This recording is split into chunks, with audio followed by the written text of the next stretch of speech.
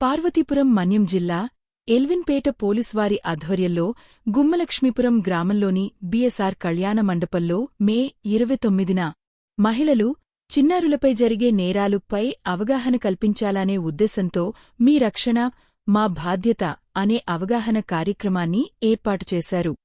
ఈ కార్యక్రమానికి జిల్లా ఎస్పీ ఎస్వి మాధవరెడ్డి ఐపీఎస్ గారు, కురుపాం నియోజకవర్గం శాసనసభ్యులు టి జగదీశ్వరిగారు ముఖ్యాతిథిగా హాజరైనారు.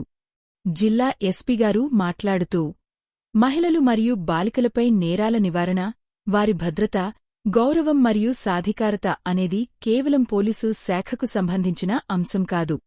ఇది మన సమాజానికి, మన కుటుంబాలకు, మన భవిష్యత్తుకు సంబంధించిన అంశం.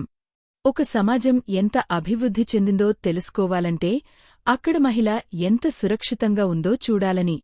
మహిళ భయంతో జీవించే సమాజం బలహీనమైన సమాజం అని తెలిపారు. మహిళ గౌరవంతో, ధైర్యంతో, స్వేచ్ఛతో జీవించే సమాజమే నిజమైన అభివృద్ధి చెందిన సమాజం అని జిల్లా ఎస్పీగారు పేర్కొన్నారు.